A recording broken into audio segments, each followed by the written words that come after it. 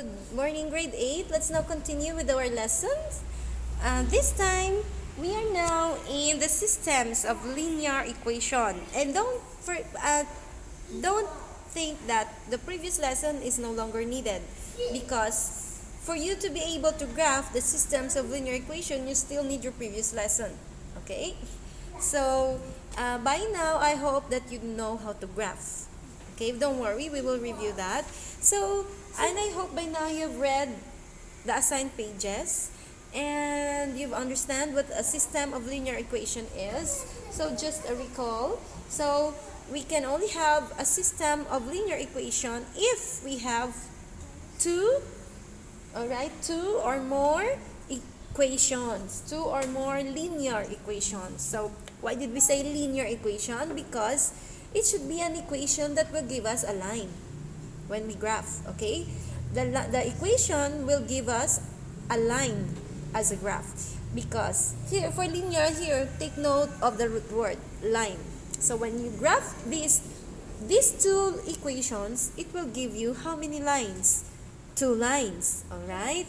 So, that's why we call them system of linear equation. And when we talk about systems of linear equation, so we are so like what we've said, we're talking about the graphs of this, and we are talking about the solution. So when we say solution, so what's the purpose of solving this? Because we need to find the solution to these two equations. If you have two equations, you should have two variables. I mean, if you have two, it's the other way around. If you have two variables, then for you to be able to solve, for you to be able to solve your equations, you need another equation because you have two variables, so you need two equations. If you have two equations, now you can find the solution.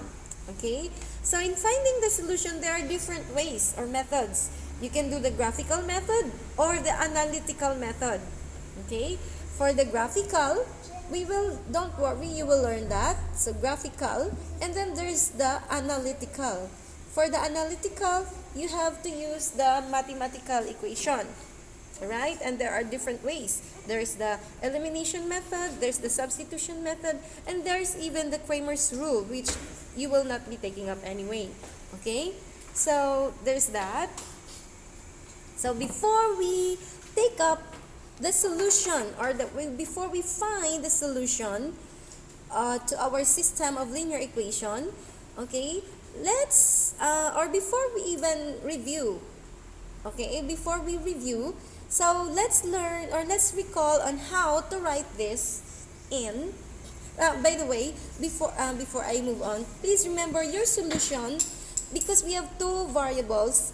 Your solution to your system of linear equation comes in the form of coordinates. Okay, x, y. So, one value for x and one value for y, which, when you substitute to these two equations, will give you a true equation. Okay? So, if you substitute whatever value you have here for x, substitute it here, and for y, it will give you 10. Okay? It will make your equation true. Here also in the second equation, it should work in both equations, not just in one equation. Okay? For it to be considered a solution, not just in one equation, but in two equations. Remember that. Okay? Now I will erase this. So let's recall on the slope-intercept form of a line. What is the slope-intercept form of a line?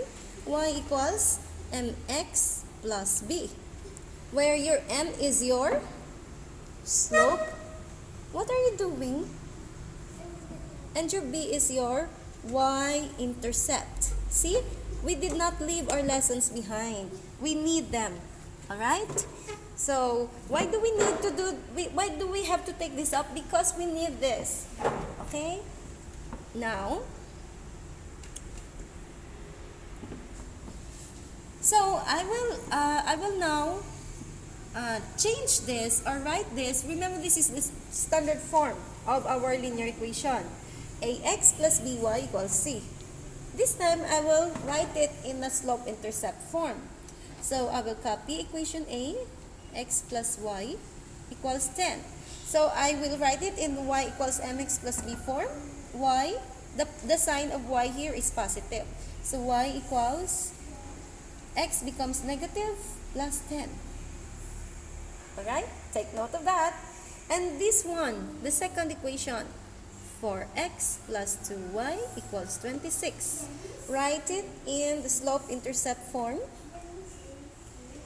So I will show my solution here. 2y, copy the 2, and the sign that goes with it is positive. So this becomes negative 4x plus 26. Is that the final equation? No. So divide everything by 2. So if you notice, I did not over 1 until here, just my number. So y now equals negative 4 over 2 will give us negative 2. 2x plus 13. Okay, there you go. So why did I do that? Why did I do that? Because we need to determine, without graphing, the type of solution or the type of system that we have here. Okay, I hope you knew what I meant, because by now you should have read the assigned pages. So, okay, I will copy it up here. So, let me write it again. From the equation, x plus y equals 10, and 4x plus 26, 2y equals 26. Alright, in the slope-intercept form, y equals negative x plus 10, y equals negative 2x plus 13. So what do you think is the type of this? What type of system do we have here? Okay, what is the type of our system here? Okay, if you can recall, what are the different types of systems? We have the independent. Okay, here we have the independent and dependent, right? There are two types, dependent and independent. But if we have dependent, there are two different and inconsistent, So we have the consistent and independent. The system is consistent and the equations are independent. And the other one is the system is inconsistent, and the other one is the system is consistent but dependent. So we have consistent or inconsistent. Alright? Oh no, hold on. There you go. So let's remember again, or let's recall again. We have the inconsistent and consistent. So for consistent, you can either have independent or consistent. I will write it down. Consistent for a system, consistent or inconsistent. Alright? For the system. And when we talk about the equations, it can either be independent, independent or dependent. Right? Dependent. So, let's classify our equation now. If you can still recall, we have your equation can either be consistent independent, consistent dependent, or inconsistent. That's all. Okay? Well, because once it is inconsistent, the lines are parallel. Please take note of this because I assigned you this. Please remember this. Okay? So, your equations can either give you a line that are either parallel, right? I hope you will take note of that. If the lines are parallel, then that's inconsistent. There are no solutions because there is no intersection. Okay? Only when your lines intersect at a certain point in your graph, then you have one solution. Because there's only one solution to your system of linear equation. Okay? And that point solution is your ordered pair xy. which when you substitute to your equation will give you a true equation. Okay? Or you can have intersecting, but more than intersecting, they are overlapping. Okay? One line is on top of the other. So you have how many solutions if that happens? So there are infinitely many solutions. Okay, so here for your equation, two lines are parallel, no solution. No solution. For lines that are intersecting at one point, only there's one solution, right? For the lines that are overlapping, two lines overlapping, infinitely many solutions. And that is considered your consistent but dependent. Alright? So, without graphing, okay, without graphing, because let's just we already write this. Now we wrote this in slope-intercept form. Do you think you can guess how many solutions and what type of equation we have here? Yes. So, we have here in equation 1. Equation 1, let's identify the m. Your m is negative 1. Your b is positive 10.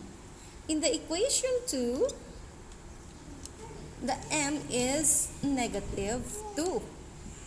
And the b is positive 13. Alright? So see, without graphing, you can check if your equations have how many solutions. Have one, have infinitely many, or none at all. Now, what will you do? Miss, how will I know? If you look at the slope, if your slope are not equal, then automatically there is one solution. Okay? Take note of that. If the slopes of your two equations are different, okay, then there is one solution. Okay?